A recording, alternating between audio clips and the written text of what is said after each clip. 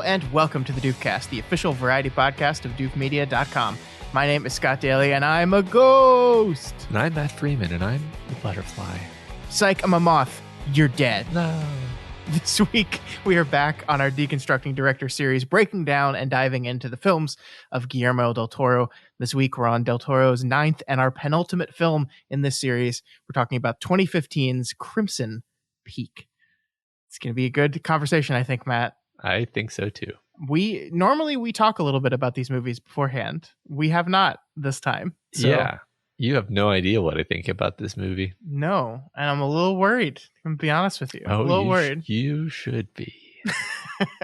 After we finish this conversation about Del Toro, we are going to be making the picks in our play-in round of Doof Madness. That is our 64 movie March Madness tournament. We'll be talking about that at the end of the show if you want to hear more about that. But if you just want to say what you're doing a movie selection tournament and you want to figure out what any of that means right now, you can go to doofmedia.com/doofmadness and see the bracket and see what the play-in rounds are. But we will be making those selections at the end of the show. Sounds awesome. Let's do it. Yeah, let's do it. But first, let's jump right in to our movie of the week. We're talking about Crimson Peak. Ghosts are real. That much I know. I've seen them all my life.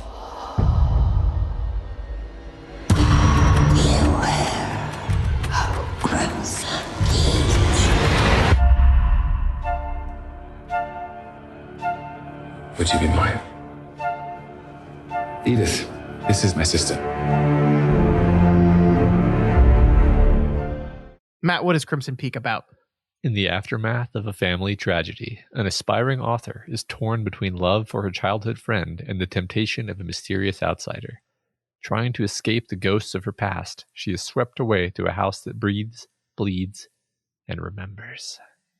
I don't love that summary. I don't think she's torn between her love of her childhood, Charlie Hunnam, at all. No, it's not that he loves her. That's yeah. This movie was written by Del Toro alongside with Del Toro collaborator Matthew Robbins. It stars Mia Wasikowska, Jessica Chastain, and Tom Hiddleston. And also has the DP Dan Lauston, who I think is a DP on a few of Del Toro's films. He also is the director of photography on the John Wick movies. Oh. Huh. Matt, tell me what you thought of Crimson Peak. Overall, it won me over by the end, and I enjoyed it, and I was glad I watched it, and I thought the story was good, but I'm beginning to get kind of annoyed at Del Toro's tendency to take way too long for the plot to start at the beginning of movies. That is my thesis statement, and I'm prepared to defend it. Okay, yeah. That's I think we'll get into that. Sure. What do you think about Crimson Peak, Scott? I adore this movie. I love this movie so much, and I was so happy to revisit it. I hadn't seen it in a long time, and this is the type of movie that I think I could just mute it and just watch it in silence and still love it just as much, because it's just this movie that's dripping with color and character, and it's all Del Toro's most lauded thing, like just the set design, the way everything looks, the way everything feels, the mood. It's all so wonderful. This is a movie that has a lot more in common with The Devil's Backbone than I had realized the first time I saw it. Now, having gone through all these movies, I see The Devil's Backbone in this movie quite a bit, and I just loved it. I really did.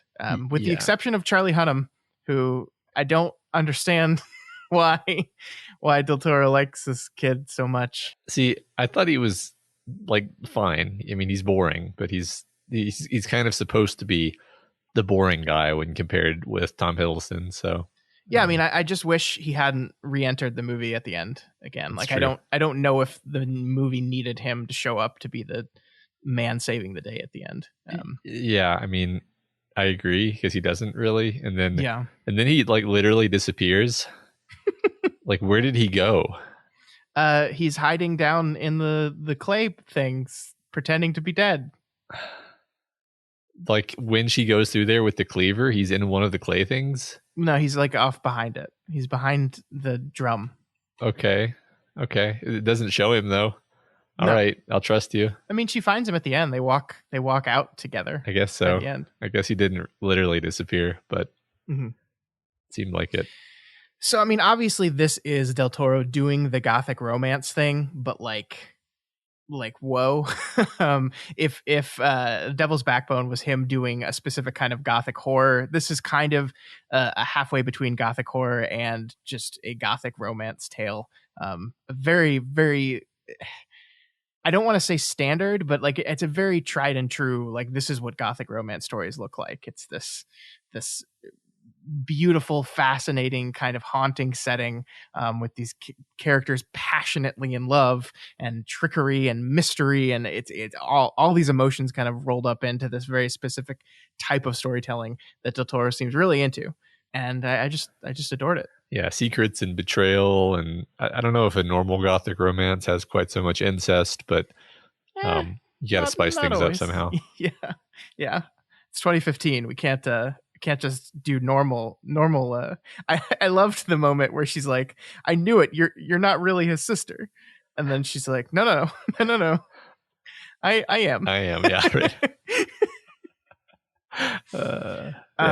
So I guess let's start with your complaint about the film. I think that's a good place to start, which is the beginning, because this is a 2-hour movie, and a good 45 minutes of it takes place in America.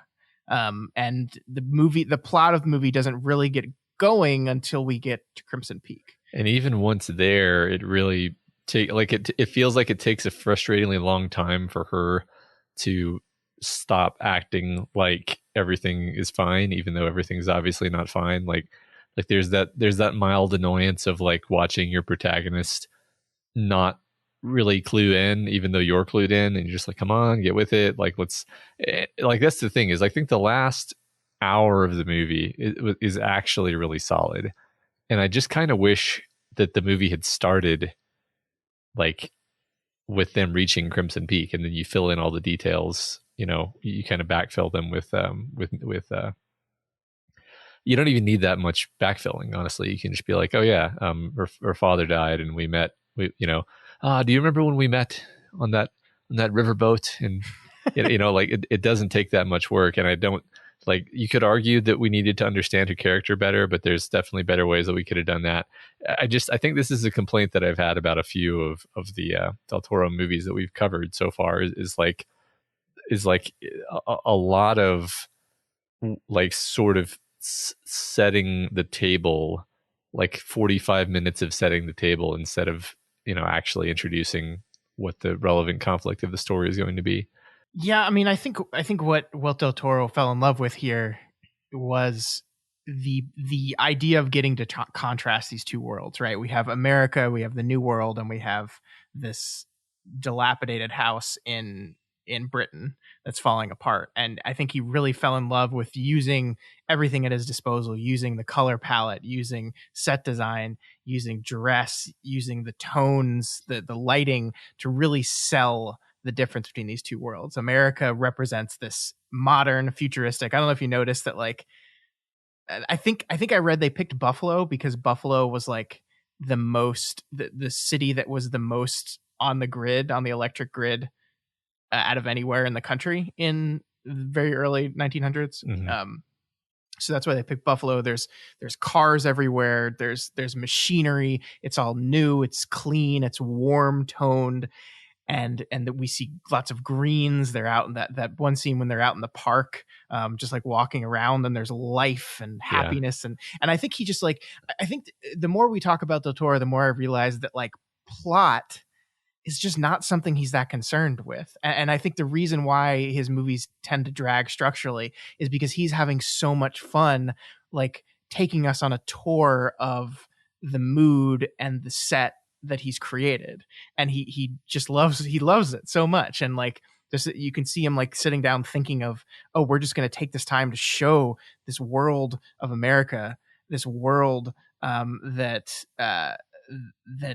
Edith is in, as this bright, sunny, hopeful world. And then Tom Hiddleston and Jessica Chastain come into it, and everything starts to change. So I mean, I don't I don't disagree with you that the story takes a long time to get going. I just think I was kind of so enraptured by the pretty pictures that it did not bother me. Yeah, I mean, I could even admit that if I watched it a second time, I might, like, kind of knowing where the story is going, I might be able to pay attention to things in a different way. But I think like the first time you're watching a movie, you're like, okay, what is this? What is this movie? What is the story?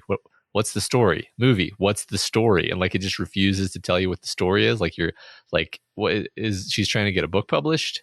Is this going to be the story? What does this have to do with? Okay, her father. What's the conflict with? Like it just refuses to. One of the lessons of like how to structure things story wise is the first thing you do basically is you want to introduce the viewer or the reader or whatever to what is the general shape of the conflict, like what is happening in the world and what is this story going to be about. And it just takes so long to get there. But I mean, I like a lot of the elements, like what you're talking about is he's doing a lot of things correctly, setting aside like the plot momentum. Like for example, I love that for the second half of the movie they're in this ancient, dilapidated, falling apart house with a giant hole in the ceiling and blood-colored clay leaking through the walls. But in the beginning, she's always in these like beautiful buildings, and her father is a builder. So like that's a very clever characterization thing to do. Where like I love the bathroom that he's murdered in, because I was like, God, I've never seen a bathroom that nice, and that was 150 years ago. Yeah. But like you still buy it, and like it's full of like really nice plumbing and all that stuff, like you were talking about the technology level. So like that's obviously like all the furnishings in the houses and the bathroom and the the ballroom and all these places, like these are meant to contrast with the completely wildly different feeling of the mansion at the end of the movie. Yeah, and what I love about it is in America, Edith throughout the film is always dressed in these golds, these bright colors, these it's warm, it's inviting, and Thomas and Lucille are always dressed in these dark kind of the dark blues and teals and stuff like that, these much cooler colors, and it makes it so transparent that where they belong, right? Like when I just remember that scene where Tom Hiddleston's walking with Edith through the park. He's so out of place there. He looks like fucking Edward Scissorhands, just walking through. Like he's so out of place in that world. And then the second they get back to Crimson Peak, like I swear to God, the colors that they're wearing are just the same color as the wallpaper on the walls in that house. And so they almost like fade into the background of that house. And then of course, Edith is walking around in this gold dress. And she like you have like this dark teal color, and then you put gold in front of it and it pops, right? And that's so obvious that she doesn't belong here. And it's stuff like that I think that is where Del Toro's true love of cinema comes in. Like I think all of our complaints about this guy throughout the course of this whole thing have been story based, have been the way he structures his story. And I think it's just because he wants to tell the story through all this other stuff, and he wants to give it time, and he wants to let it sink in, and it's so lovely to watch. But I can see, especially on a first watch where you're not sure what's going on, how that could get especially annoying. I'm almost kind of already bored complaining about it though. I did want to get it off my chest, but like, sure, there's so much sort of fun stuff in the second half. Like I love, when she kind of begins to get wise to what's happening, and then it's this really delightful kind of game of cat and mouse, and realizing how trapped she is. Like that, I had this like great moment watching it where I was like, oh, now that she realizes how trapped she is, she should try to get away, and then realizing like, no, there's no way she can get away. Yeah, get away where? Yeah, it's like it's so wonderful. I mean, that's one of like Jessica Chastain in this movie is like, I think she's the best part of this movie. Yeah. And actually I read that she originally auditioned for the Edith character, and like they cast her as Edith, and then she read the script fully and was like, no, I have to play Lucille. Like that's my jam. And she totally inhabits this unhinged character. I think I would recommend watching this movie again, because one of the things you really get to appreciate is how everything she is saying is doublespeak, and you totally understand on a second read like why she's behaving the way she's behaving, because she's constantly kind of, her tone and her temperament are not matching what the story is supposed to be saying at that moment, and it doesn't make sense. And you fully understand that the second time. It works in making you suspicious and uncomfortable of her, but I think a second reading really brings out the nuance to her performance that I loved so much. Yeah, sure. At a certain point, I kind of clued in on what was happening. I love one particular moment when she, Edith is lying in the bed. I believe it's the bed that she shares with Tom Hiddleston, and she goes, "Don't worry, you'll be out of this bed soon." and of course, she's intending to say, "You'll be better soon," but of course, she really means, I'll be rid of you soon. Yeah, I love all that stuff. I mean, like when she asks for her own copy of the keys, and it's like, that won't be necessary. Yeah. Because she's not going to be around for very much longer. Yeah. I mean, I love, like, I think all three of these characters, and this is kind of why I hate that Charlie Hunnam kind of crashes the party, because I think this is really just a trio bouncing off each other, and they all have their own motivations. And what I love about the Lucille and the Thomas relationship is that they're both agreeing to do these horrible things, and they have this incestuous, disturbing relationship between the two of them. But I love how Thomas is like, he's such a complicated guy.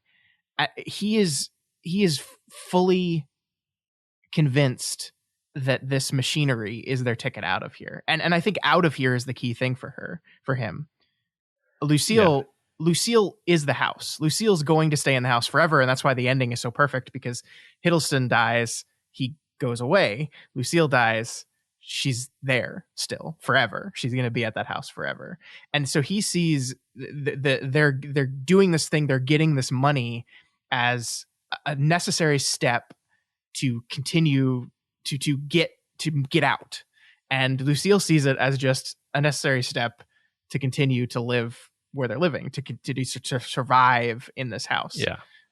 And I love that, because that's something that the story kind of slowly reveals to you over the course of it, through their interactions, through understanding who they are and what they want. And like, you don't realize it, but like, all he can talk about is this machine that he wants to build.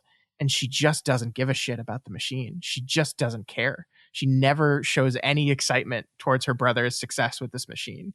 It's entirely indifferent to her. It's almost as if she's just like placating him. Like the machine was the way she got him on board with these series of murders. Yeah.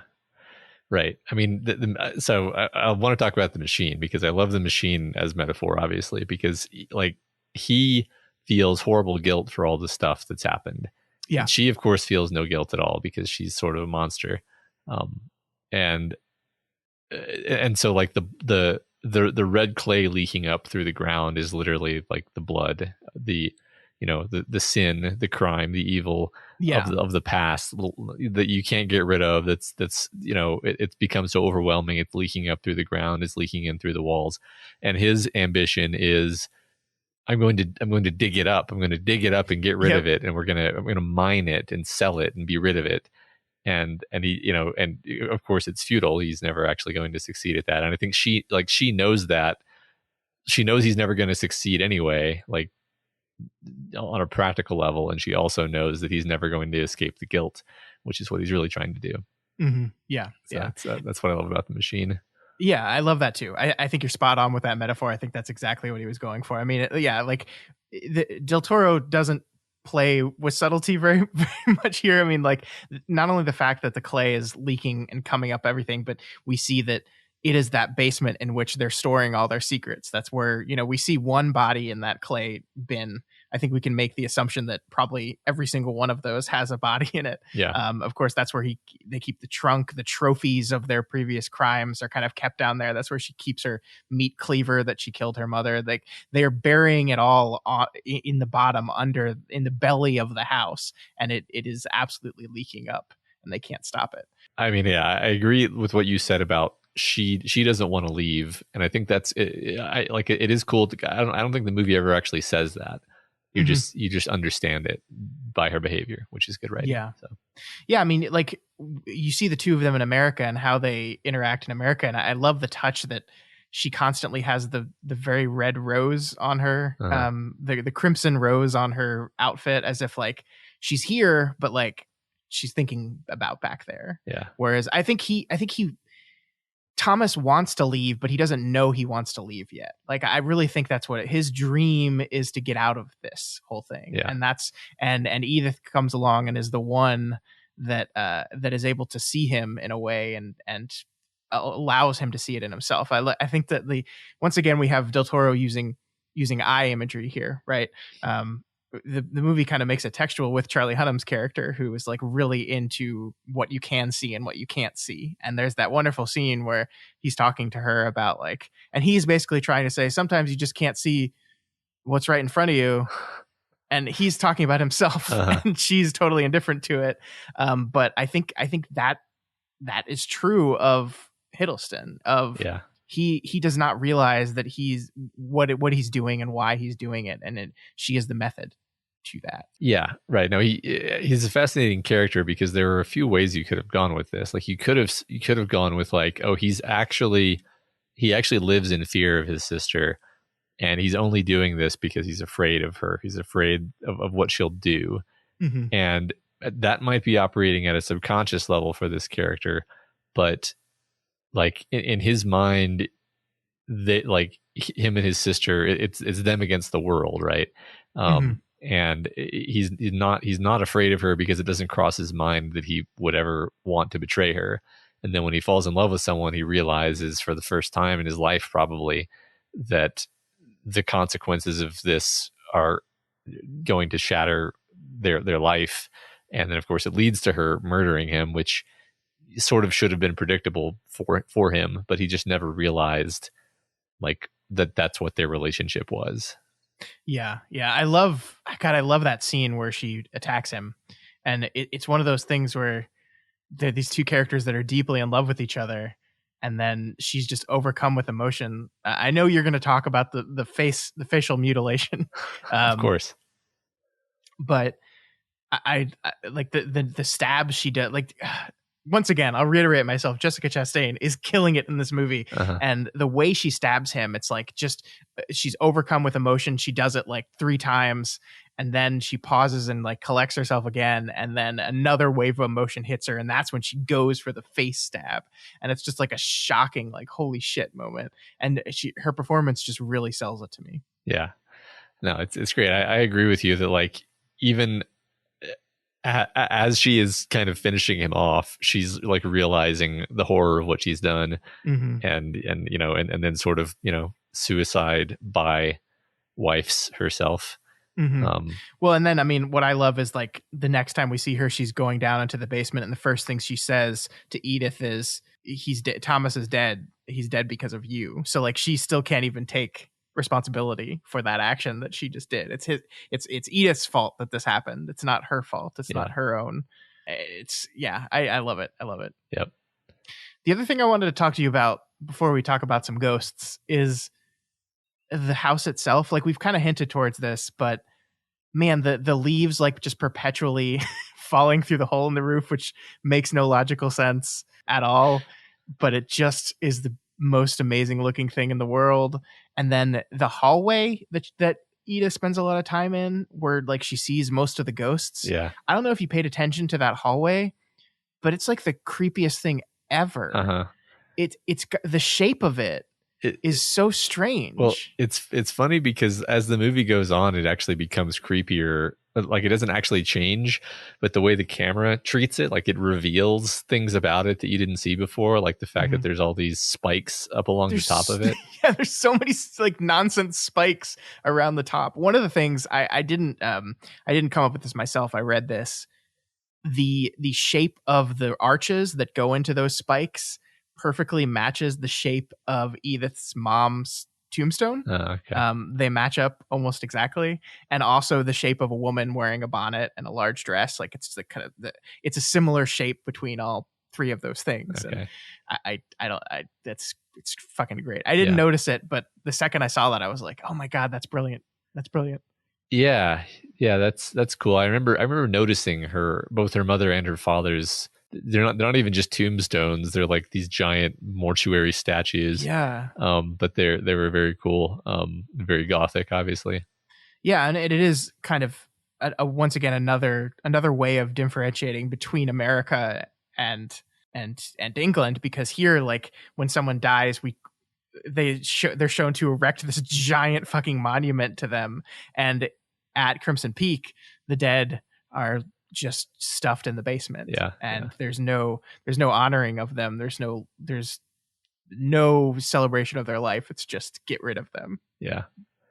But before I forget, I wanted to talk a little bit more about color. I know you already talked about a lot of the symbolic use of color, but I kind of just wanted to talk about the color as far as it was, actually appearing on the screen, because there was this one particular moment that really stuck out to me where she's in the house and it's like she moves like from the main kind of foyer, the big chamber, into like a side hallway, I guess. And it goes from like this unnaturally bright and clear blue light into this unnaturally bright and clear green light that like there's no possible source for the green light. I just thought it was interesting because it was like so distractingly bright to me. And I guess this is a criticism. That's not why I brought it up. I didn't just mean to criticize, but like, I guess the point was like frequently when they're in the house, the lighting is like just boldly, ridiculously unrealistic, both in color and in like intensity. It's just like Del Toro just decided at some point, like, yeah, we're not even going to pretend to try to light this the way it would actually look in real life. We're going to have, I want more green gels. Bring me as many green gels as you have for this hallway. Yeah.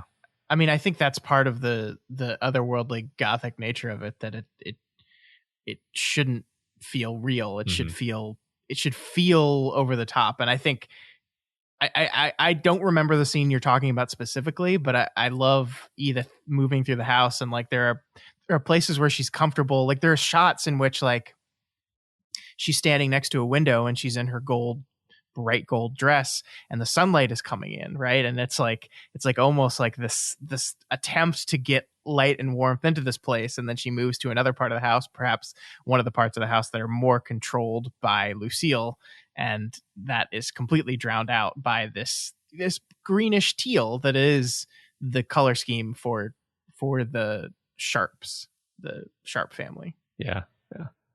So, yeah, I mean, I don't think they were going for realism there at all, though. I guess I just had to mention that, like, it's leaving behind all pretense of realism. It's just like just treating light as a tool to just do whatever with. And you sort of, I think the reason that scene stood out to me is it was one of the first times that had happened, because prior to that, it was mostly like, okay, you're in America and everything is just kind of like covered in a gold halo of general gold light.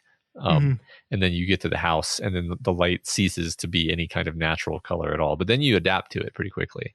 And then you just kind of accept that that's how it's going to be. Sure. Yeah. I think that is another way that Del Toro is drawing contrast. You're meant to notice that, I think. Yeah. So let's talk about these ghosts. Okay. So this is not a ghost story, as the movie tells us at the very beginning. Yeah. It's a metaphor. It's a story with ghosts in it. Yeah. But it's almost like, I think if I did have a complaint about this movie, it's that I feel like the ghosts are almost too much on the periphery. Like, don't get me wrong, I love the design of the ghosts. I think they're creepy as hell. I think this is the scariest movie that Del Toro has made. It's not particularly scary, but it's definitely the scariest that he's made. I find these ghost designs wonderfully creepy, but they're not like, they don't serve a purpose really. I mean, you could argue that they point Edith towards things, but she's already like, you could easily write the ghosts out and just have Edith discover this stuff on her own. I kind of wanted them to be a more front and center part of the story. And comparing this to the Devil's Backbone, I think like Santi was like not the main plot of that story, but he was certainly more in the foreground of the story. He seems to be motivating things a little bit more. I mean, there's the parallel is very strong though, because like even at the very end, like the way that she's able to use Tom Hiddleston's ghost is just to like briefly distract her so that she can kill her, which is sort of similar to like Santi coming in at the last second and grabbing the guy, even though he's already been stabbed multiple times. Yeah, which we should just say that the Thomas ghost, they just took the Santi design and they did it again. Yep, exactly. Like the cracked porcelain around the wound, the white. It's just the same. It's the same design with the blood kind of leaking out. Which, funnily enough, I thought the Santi blood was leaking up in kind of a general vague upward direction because his body was underwater. Whereas Tom Hiddleston was not underwater, but whatever, it's a ghost. They just went with it. You know, that means that these two movies take place in the same universe. Of course. Just a few years apart. Yeah, that makes sense. No, yeah, I mean, I enjoyed the ghosts. I love like they're all practical by the way. I mean, obviously there's some digital work going on here to make them translucent and things like that, but every single one of the ghosts is the same guy that's worked with Del Toro on Pan's Labyrinth, on Hellboy, to do the creature effects. It's him in masks and suits that are later kind of enhanced digitally, but I think they're creepy. I don't know about you. Like the long fingers creep me out. The distorted screaming faces. Yeah, I think it's really effective. The faces are a big part of it. Yeah, for sure. And the way they move also, like there's a lot of like, you know, they move slightly too fast, slightly too jerkily, in an unphysical way that really is unnerving and kind of reminds you of like a scuttling insect or something.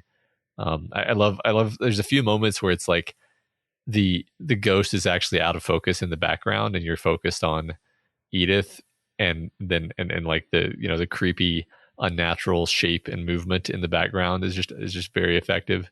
But yeah, go ahead.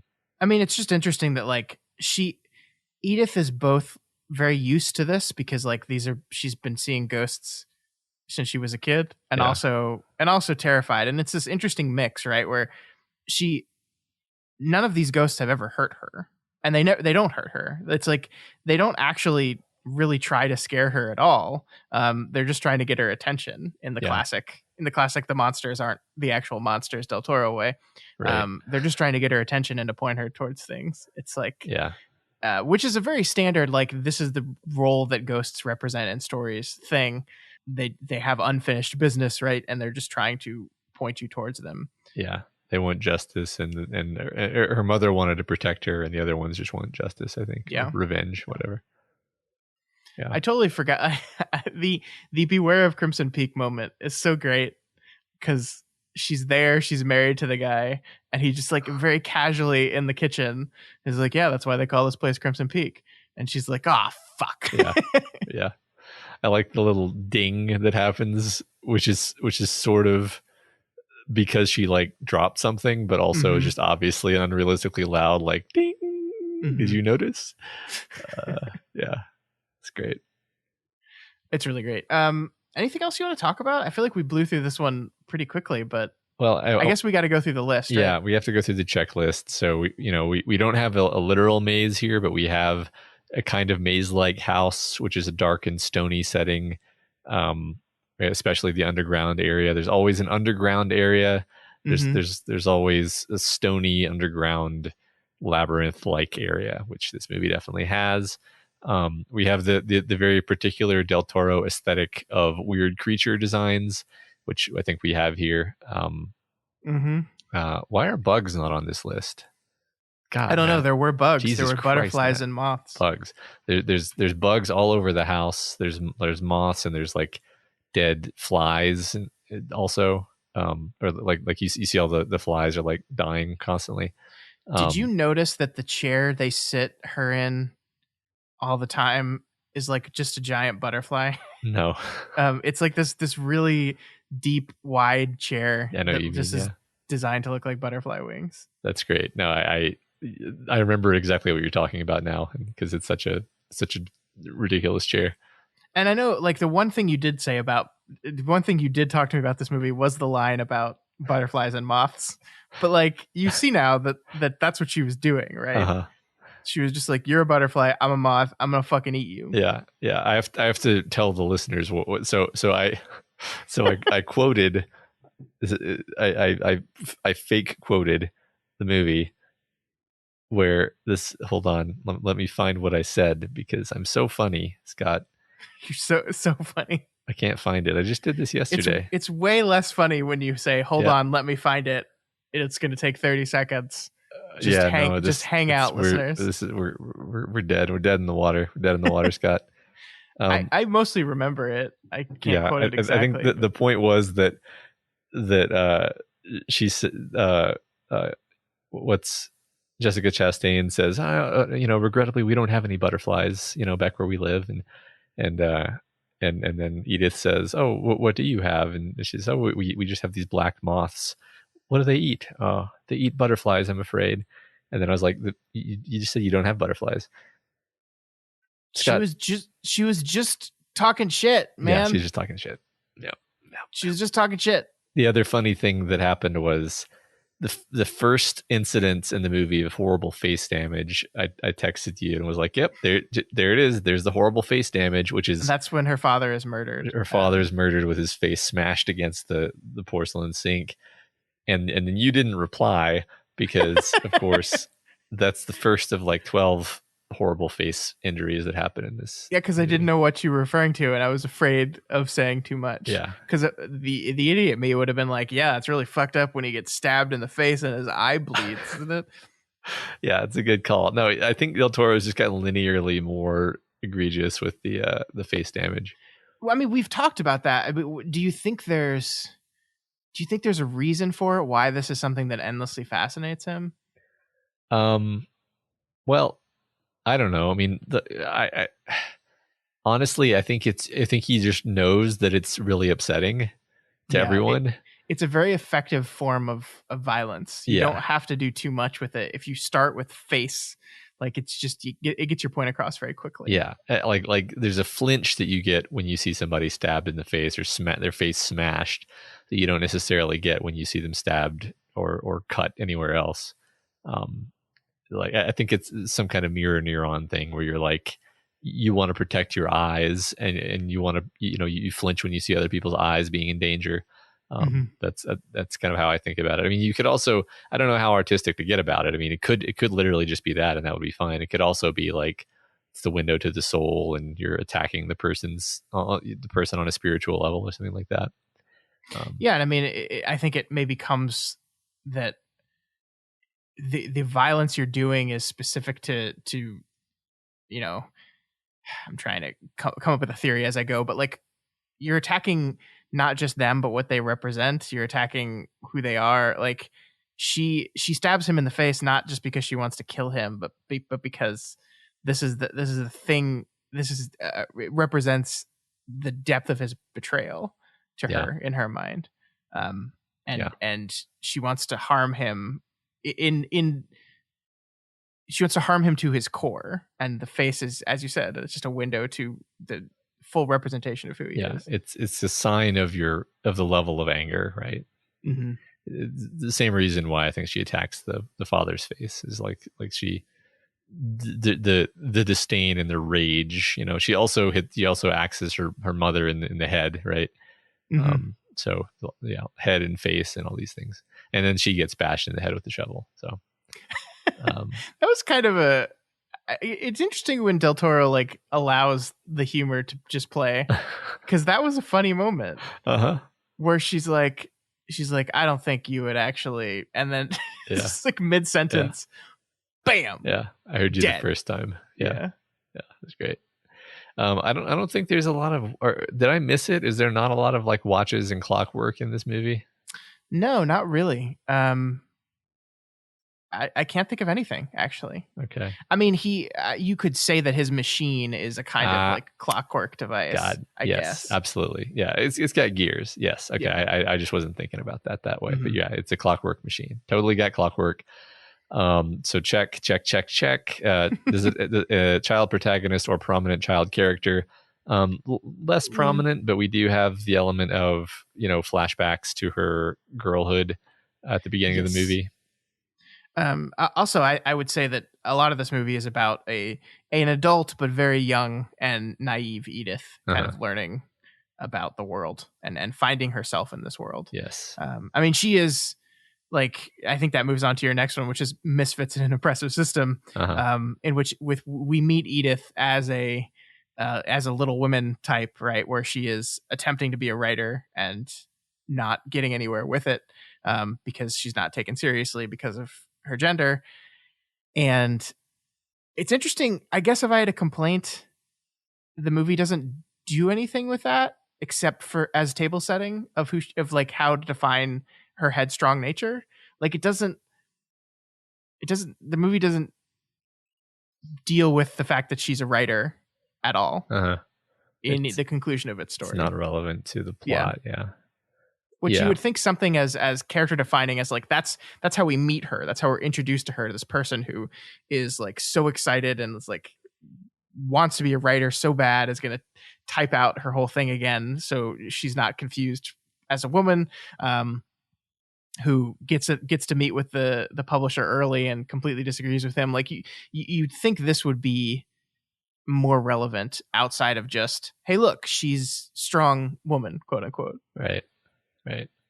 Yeah, I mean, I can't really see exactly how you would do that, but I agree that like, you spent so much goddamn time on it at the beginning of the movie, then it does feel like it should have come into play a little bit harder. Plus we understand how she's a strong woman when she jumps on top of Tom Hiddleston and rides him. That's right.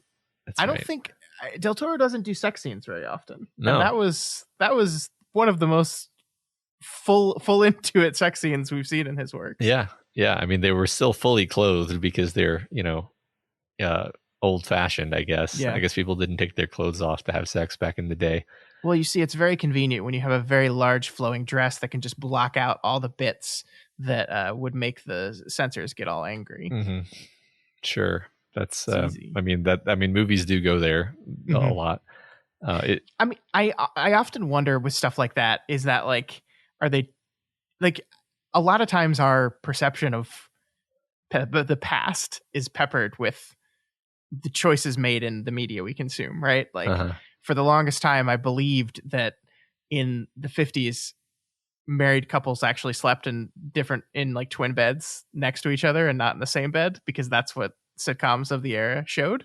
That's not how it happened, but that was what the censors made you do. So like you wonder if like you get this perception of, I guess people just didn't take off their clothes back then. Yeah.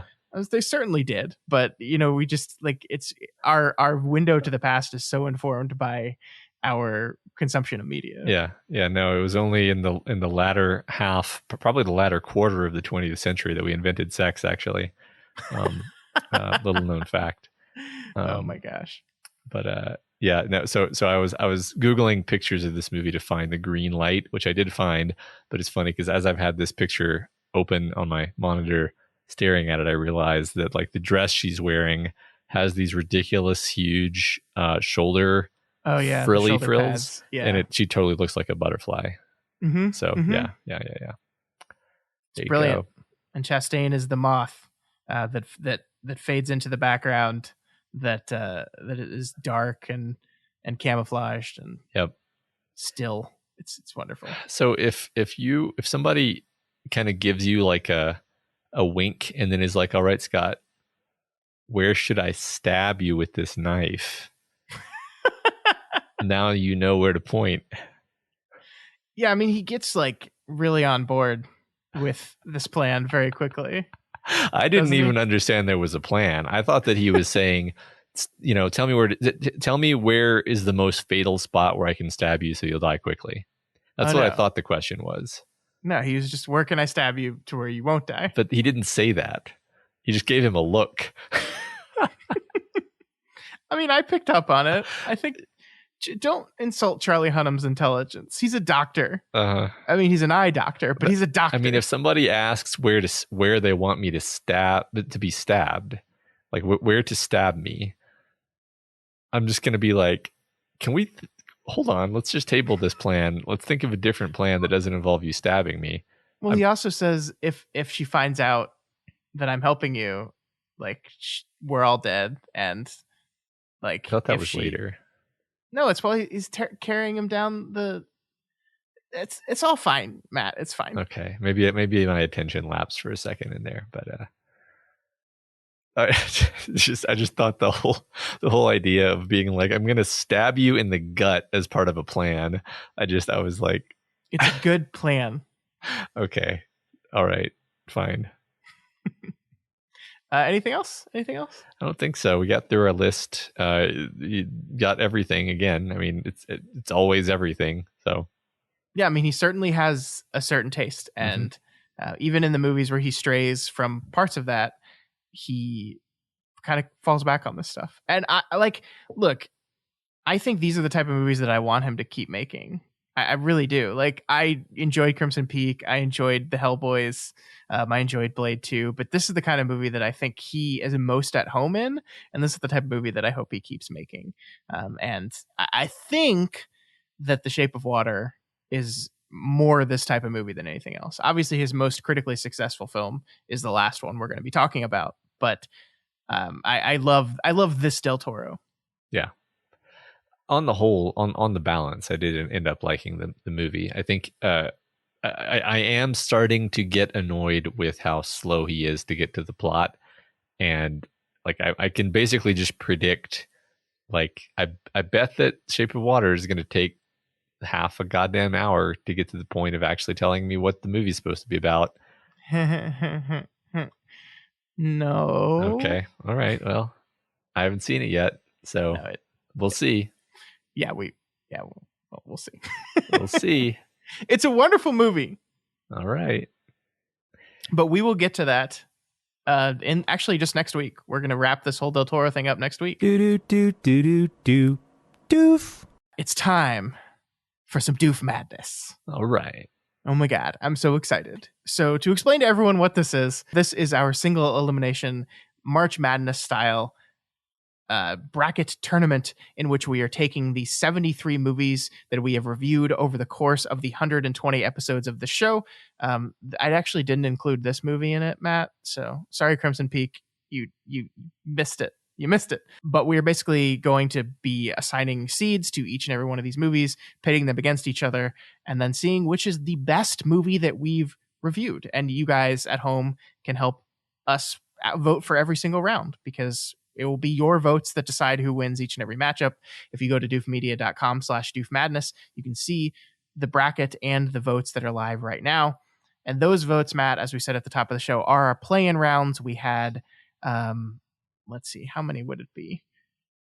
We had more movies than we needed, right? It's a 64 movie bracket. We had 73, so we had to eliminate it. And I didn't want to just cut them, so I decided to take the 17 movies that I thought would be the bottom of the seed and just make them play against each other to figure out who the 15 and 16 seeds are in each of our 4 regions that will define this bracket. So that's what we're deciding on today. All right. I want to say here a couple things before we get into this. One, don't yell at me about any of the seeds in this tournament. That's very difficult, and I had to do a lot of guessing, so don't get mad at me. 2, if you see a movie on here that you absolutely love and you're like, why is this on the bubble? Why is this at the bottom of the list? There's probably a reason for that. And it's not going to be because I didn't think the movie was good. It's going to be for other reasons, which we'll see as we go through these. Okay. All right. So let's begin with our first matchup, Matt. We're pitting the 1993 Super Mario Brothers film against In the Mouth of Madness. I want to know, I want to know what you think about this one, Matt. See, this one is a very cruel barb aimed at me specifically because you know that I love Super Mario Brothers movie. And Mouth of Madness is also a pretty good movie, though. Yes, that's a wonderful John Carpenter movie that we really enjoyed. I feel like I'd be betraying my younger self if I voted against Super Mario Brothers movie. Okay, I think the one thing we have to do here, though, is say that the losers get erased from existence. So those movies just don't exist anymore, right? So by the end of this whole tournament, there's only going to be one movie left of all the movies we've reviewed. Okay. So does that change your vote? I'm definitely voting for Super Mario Brothers. This is really upsetting to me. And I'm clicking a vote.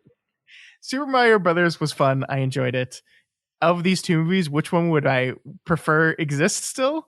Is the John Carpenter, Sam Neill classic in The Mouth of Madness. I guess you and I are different people. I guess we just canceled each other out there. It's upsetting. But let's move on. Okay. Let's talk about our next matchup, which is Tampopo versus Meet the Feebles. These are two Patreon selections that we reviewed a couple of years ago.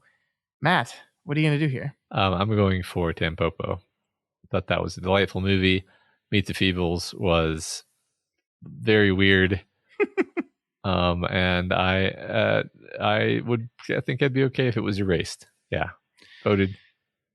Yeah, so this is one of those ones that I think you see why things are seated low. Tampopo is, I think, one of the best movies about food ever created. Yeah. But I don't think most of the people that will be participating in this poll have seen that movie. And so they probably would not vote for it over another movie that they have seen. So this is why this thing is on the bubble. If I was doing lists of like my top 30 movies that we've reviewed, I think Tampopo would be on it. So it's an easy one for me. I love Peter Jackson. Meet the Feebles is a lot of fun. But Tampopo is a movie that made me hungry. And I've never not been hungry since I watched that movie. So fair enough. You want to read the next one, Matt? The next one is a spooky combination. The Devil's Backbone versus Pi. What do you think, going Scott? for Pi because like the number, it's sometimes these are harder to name than others. I don't know, man. This is a really hard one for me. I was shocked to kind of find a lot of Del Toro's films ended up on the bubble because I just think his smaller films not as many people have seen. And Pi is an Aronofsky movie that I quite enjoyed, but I think I love The Devil's Backbone more. I really do. And I think that's going to be my choice. All right. I'm going to go Del Toro here. I'm afraid I'm going to have to cancel you out. I really, really love Pi. It's a very special movie to me, actually. Devil's Backbone is good, but I just like Pi more. I think Devil's Backbone Uh-huh. is still near the top of my list of favorite Del Toro, even here at the end of this whole process. So I agree, actually. Yeah. All right. Next one, A Genius and Some Idiots. So the three choices. So there's three choices this time, which you had to do because of the way numbers work, if my understanding is correct. Correct. Number one, The Lives of Others, the German film that we watched. Mm-hmm. Number two, Three Idiots, the Indian film that we watched. And number three, The Last Airbender, the piece of shit film that we watched. The M. Night Shyamalan piece of shit film that we watched. Yeah. I knew I had to do three in one bracket, and so I put the three in the Last Airbender one because certainly nobody's going to vote for fucking Last Airbender, right? Certainly not. So what are you going to do here, Matt? Oh, this is a tough one.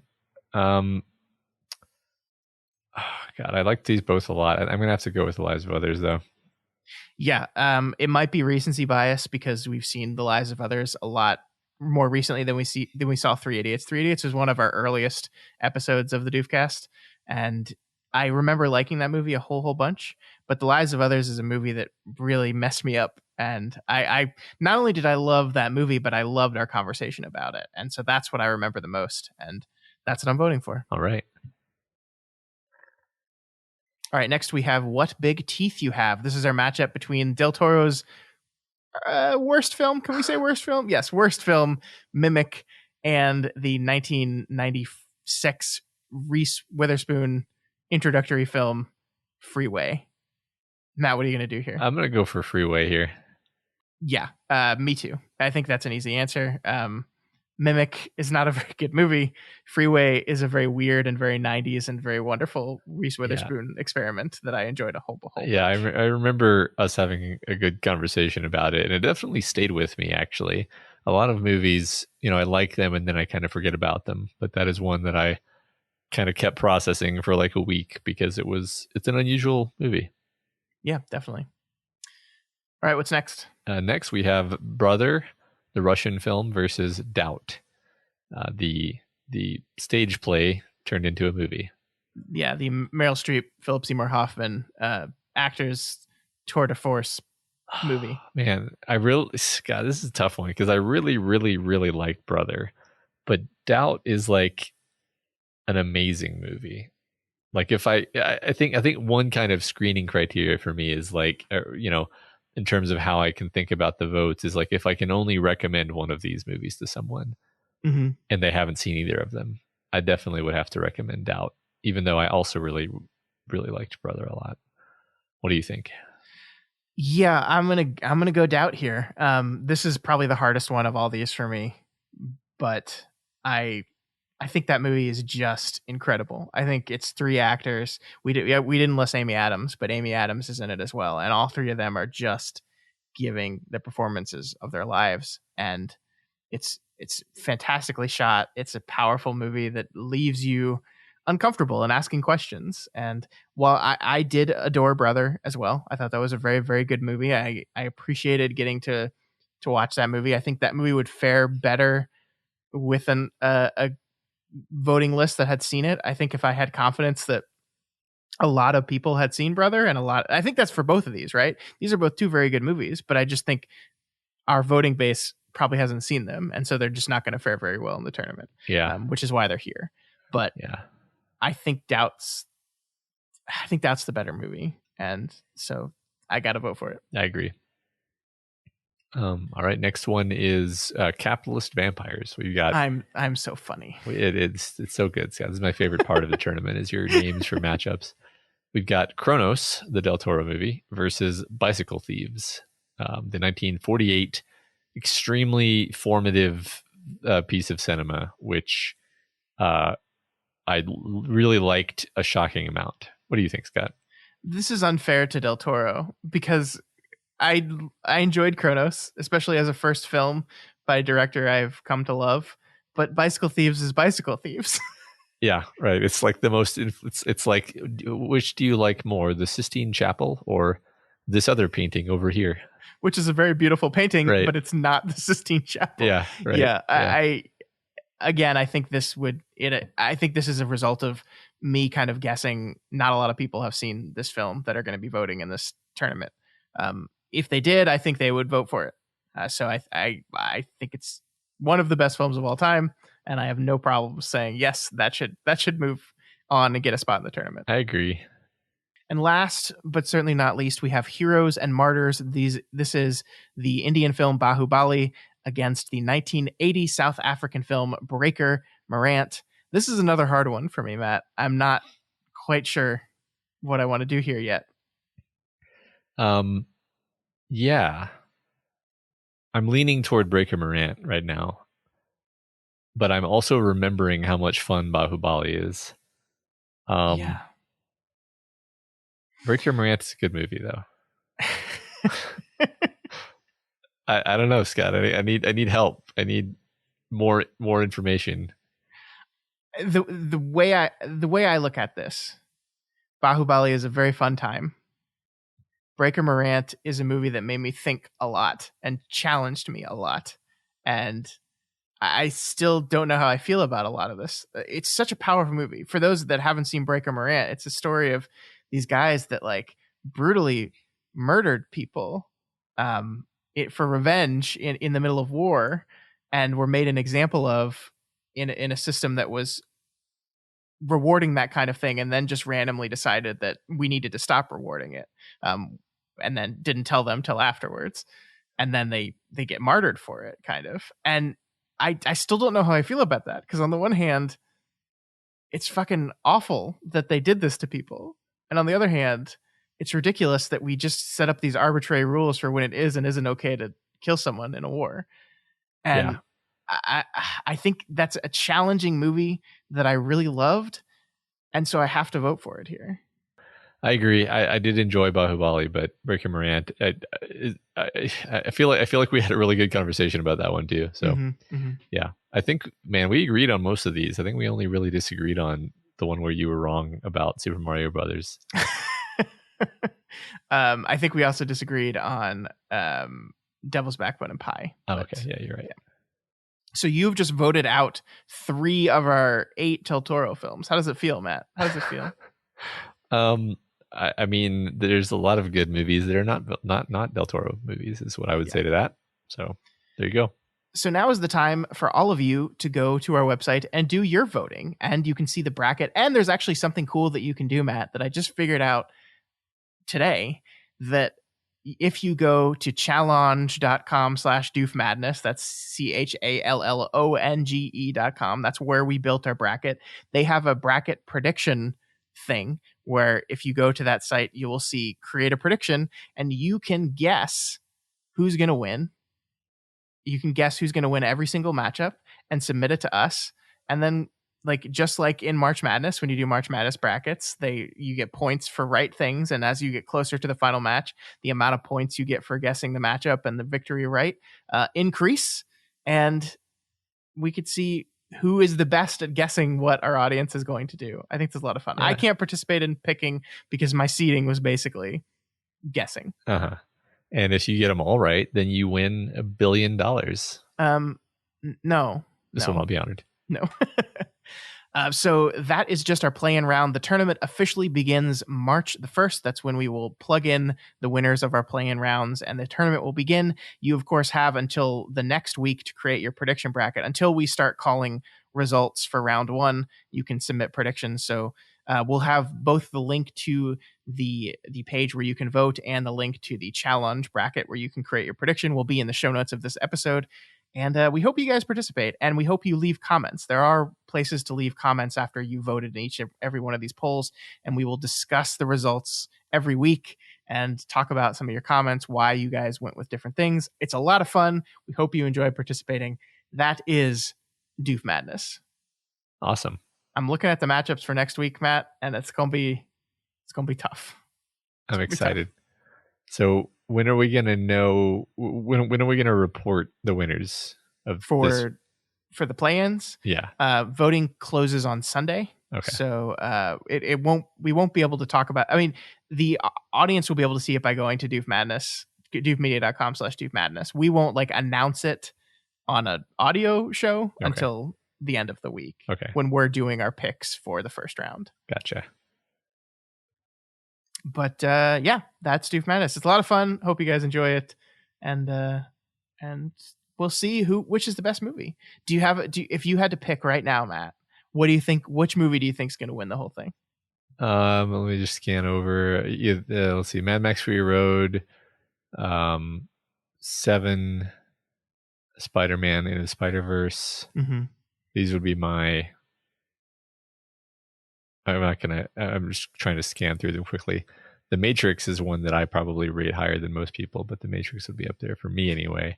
Yeah, our 4 seeds, our 4 number 1 seeds are Mad Max Fury Road, Spider-Man Into the Spider-Verse, The Matrix, and The Princess Bride. So, I was actually just picking my own choices. I didn't look at your seeding, but I agree.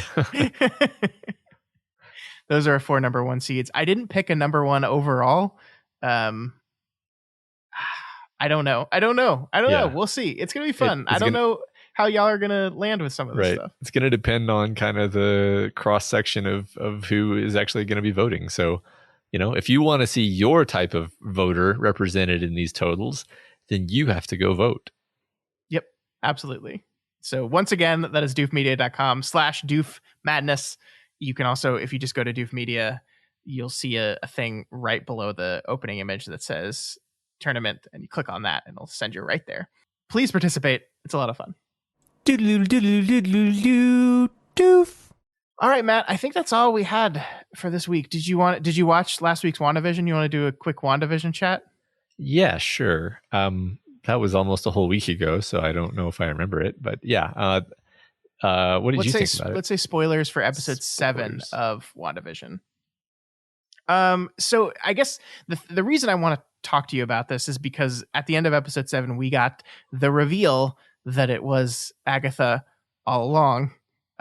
And I've known this for a while because I'm listening to these podcasts and the nerds that really know the comic book stuff diving into these things. So there was basically this theory since the first episode came out that Agatha is or Agnes is a character called Agatha Harkness, who is a villain in the MCU comics. She's a witchy character. So basically people have been predicting that Catherine Hahn was playing that character from the very beginning. But the big thing that happened at the end of episode 7 was that it was revealed that that is the truth. And she's been behind it all along. And I'm wondering how that reveal worked for you. I mean, I thought it was kind of fun in the way that it was revealed in this very campy and silly way. Yeah, they did the theme song and like had her. She basically is doing her own TV show introduction. Yes. Well, that's the thing about it is it was only kind of half of a reveal because it's like, oh, she's the one who's behind it all, and then you're like, what does that mean? Mm-hmm. Like we don't. Before we thought Wanda was the one who was controlling everything. So is Wanda not controlling everything, or is Agnes actually controlling everything, or is Wanda or is Agnes just kind of puppeteering Wanda, and Wanda is indeed the powerful one here? I mean, honestly, it opens a lot of other questions to me because, like, Wanda, to call her a witch is kind of a stretch, right? She's telekinetic and psychic. Yes, I will say that her comic book name is literally Scarlet Witch, though. Right. Her comic book name is Scarlet Witch, but and I think in the comic book she actually is magical. Like I think in the comic books there's this whole plot line where she basically like casts a spell that has these horrible consequences. Well, yeah, I mean she's a mutant, right? She's a mutant, but I mean she has powers that are closer to being magic, I guess is what I would say. Sure. This is my understanding. I might be wrong. Whereas the comic, the Scarlet Witch in the MCU is not much of a witch at all. In fact, didn't they mention in this episode that she doesn't have a code name? Yeah, they've never called her Scarlet Witch. They've never. So, like, I wonder. I kind of suspect that this show is going to be like the origin of her Scarlet Witch moniker. But anyway, the point of all of this was to say, like, but the Agnes character actually seems to actually be a witch, and there is magic in the MCU. So that's, I don't know.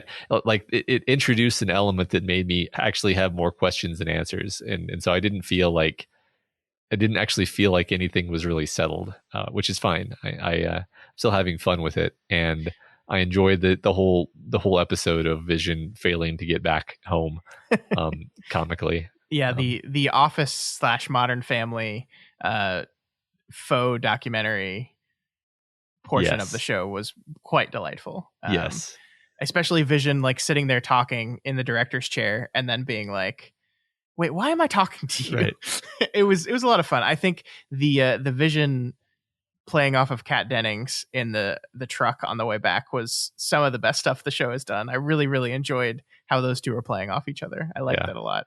Yeah. I mean, I kind of like Wanda's, like, I guess her performance, just like how she's sort of having a nervous breakdown, but like sublimating it through the medium of doing a Modern Family / The Office mockumentary thing. Yeah. Where she's like, I just kind of feel like everything is meaningless. and then like you see in her face that like she's really struggling actually, but like it's I don't know, it's kind of amazing the line that she's able to ride to play this character in this weird way. One of the things that I think the show is doing that's so fun is it's so detail oriented, right? So apparently someone has noticed that every week Elizabeth Olsen is the one saying previously on WandaVision, but as the show has gone on, she's getting sadder and sadder every time she says it. So like the first one was very chipper and upbeat, like previously on WandaVision, and then this last one has been like previously on WandaVision. And it's like it's little details like that I really love, because that fits in with the whole aesthetic change too, because like you start with this very classic Dick Van Dyke, like relentlessly cheery and positive family sitcom. You move on to the Modern Family type thing, which is much more complex and there's very sad episodes of those shows, and it's capturing that overall aesthetic as we're moving away from this very kind of traditional, always sunny type of. I don't mean Always Sunny, the television show. I mean, but like the sun is always up, and that you're moving into these complicated family sitcoms as we get along. Yeah, and I do think that this is the point when we're just going to abandon the sitcom conceit of this whole thing. I think these last 2 episodes are just going to be like a Marvel movie. And I don't know. We'll see if that works for me or not. I'm just so invested in what they're doing now. I think it will. But I think we basically caught up to modern sitcoms, and we're not going to do that whole thing anymore. It would be kind of fun if one of them was actually a Marvel movie. Like so they're just in a Marvel movie? They're just in a Marvel movie. Yeah. That would be really fun. That would be great. And that would be the exact kind of thing that I think they would do. Because Kevin Feige has gone on record saying that like there were a lot of fans that tuned into the show thinking it was just going to be another Marvel thing. And then they were like, this isn't like the MCU at all. And the thing he said was, be patient. By the end, it's just going to be a Marvel movie. And I wonder if like he's playing with you a little bit there. Yeah.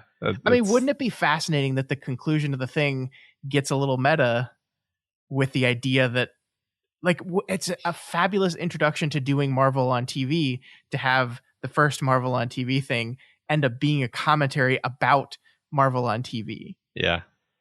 That would be fun. I don't know if they're going to do that, but that would be fun. As it stands, I'm still pretty happy with this. I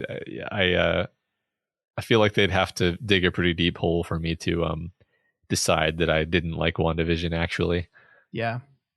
So do you have any kind of theories as like why this is happening? So obviously like we're told that Agnes is, we don't fully understand the scope of it, but that it was Agatha all along, right? That like she's at least partially behind the reason why this is happening. For what purpose? Yeah, for like why and who is she actually, and what does she want, right? Yeah, I mean, there's definitely I don't think I've really evolved in my thinking much since last week, where I was just like, okay, well, the fact that Vision's supercomputer vibranium body is there probably is like factoring into things somehow. Yeah. Wanda's power is not actually reality manipulation, and so the fact that that's happening implies that this is some kind of special realm that has been created. So maybe it's just as simple as Agnes created this little pocket world for her and is letting her kind of impose her will on it. But why? What does she want? Does she want like her power or something? Does she want? I will say that Agnes has been very heavily associated with the kids throughout this whole thing. Yeah, the kids are a plot element that is by far the weirdest thing in this story. Sorry, continue. Well, because it's the only thing that hasn't been taking something and turning it into something else, right? Yeah. Like it's been established that everything in this thing is something real that's been transformed into something else, and then we have these kids who came from nothing. Where did they come from? How? Why? Yeah. And the one thing we leave episode 7 with is the kids are missing, right? Yeah. Wanda heads down into the basement because she's looking for where her children have gone. And where were her children last? They were with Agatha. And over again throughout the series, Agnes has been around when the kids were around. Yeah. We haven't talked about the creation of a new superhero that we witnessed. Yeah. Which is, we kind of knew this was coming, but I'm forgetting her name now. But Captain Marvel's friend. Yes, that's her name. Goes through the portal again and comes out on the other side a superhero. And she comes out on the other side a superhero because when she lands in a 3-point stance. That's right. Which everyone knows. Superhero pose. It's the superhero pose. So how did you feel about that? I mean, we kind of knew it was coming, but what was your thoughts on it? I liked it. Thought it was cool. It's kind of set up. It's the sort of thing that you expect to happen in a Marvel story. Mm-hmm. I guess I enjoyed that she was an unpowered person who was struggling in these situations that she couldn't really deal with. And we're not really sure what her powers are yet. It just kind of seems to be like she's strong now. So yeah, I mean, Yeah. This is one of those things where, like, I wonder if I should stop listening to these podcasts because I know what her powers are because she's a character in the comics. But yes, we don't know what she is yet. We don't know if she's considered a mutant yet. We don't know if that's how they're going to do the mutant thing. But yeah, the character's name is Monica Rambeau, by the way. Which is, I mean, I don't remember any characters' names ever. So that is the daughter of Captain Marvel's friend, possibly lover, right? Yes. Okay, yes. Friend in quotes. Yes, that is the daughter, and her mother has died of cancer, and there's something between her and Captain Marvel. There's some tension there, maybe because of that death. I don't know. Yeah. I know that Monica Rambeau will be in Captain Marvel 2, so she will be interacting with Carol at some point in that movie. We don't know how. Yeah, I mean, there's more we could talk about. I don't. Some of it I don't want to talk about because, like, I've chosen to dive into the depths of this, all the bonus material stuff, and I don't want to spoil the show for you based off of this information that I know based on comic books and stuff. Yeah, I think I'd enjoy just being a casual on this one. Sure. Maybe after. I don't know. I like to be surprised. So yeah, sure. We've got 2 episodes left. I was wrong about all 3 of the final episodes being an hour because this one was only half an hour. Did you see there was a post-credit sequence in this week's episode? Yes. The one where Monica Rambeau bumps into Quicksilver. Pietro. Yeah. Yeah. Which, I mean, I don't know what to make. So we see that Quicksilver is just being controlled by Agatha. Yeah. So, like, the idea that I don't know what that means. Did she pluck him from an alternate universe, or is this just literally like what you speculated, where it's just a joke? Just a joke? I don't know. That's the fun thing is it's entirely possible that she, is aware that they're in a movie and pulled him from a different franchise. But because he's not dead in the X-Men movies, is he? Well, I guess it depends on what timeline and all that shit. He is not. But in the timeline that was established by the final X-Men film, which was the Dark Phoenix, he's not dead. No. Okay. Well, in any case, I have no idea. We will find out. I'm so excited. I'm so excited to see the show come to its end. Yeah, me too. It's really fun. All right, folks, that is all we had for this week. If you have any opinions on Crimson Peak or on our Doof Madness tournament or on what you thought of WandaVision episode 7, please let us know. You can reach out to us via email at doofmedia@gmail.com. You can contact us on Twitter @doofmedia, and you can always go to the subreddit where we have a post for this and every single one of our podcast episodes and chat about it there. Yeah, if you're not already subscribed to the Doofcast, we encourage you to do so and ensure you never miss an episode. You can find us on iTunes, Stitcher, YouTube, Google Play, and pretty much anywhere else podcasts can be found. And you can find this show and all of our shows, as well as Doof Madness, over at our website, doofmedia.com. And as always, if you like what we do here and want to support us, consider becoming a patron of Doof Media. You can head on over to patreon.com/doofmedia and pledge at any of our tier levels, which will give you exclusive rights to vote in things like the book club, which is happening today. If you're listening to this on Friday, the 26th of February, tonight we will be meeting to discuss the Neil Gaiman book, The Ocean at the End of the Lane, at 9:30 p.m. Central Time over on our YouTube page. So you should come to that too, because that's going to be a lot of fun. Yeah. Also, please consider rating and reviewing the Doofcast on Apple Podcasts. Every review helps us get more exposure and introduces new people to the content that we make here. Yes, it does. All right, folks, that is it. We will see you all next week when we chat about the final Del Toro film in our series, the Oscar award-winning Shape of Water. We'll see you then.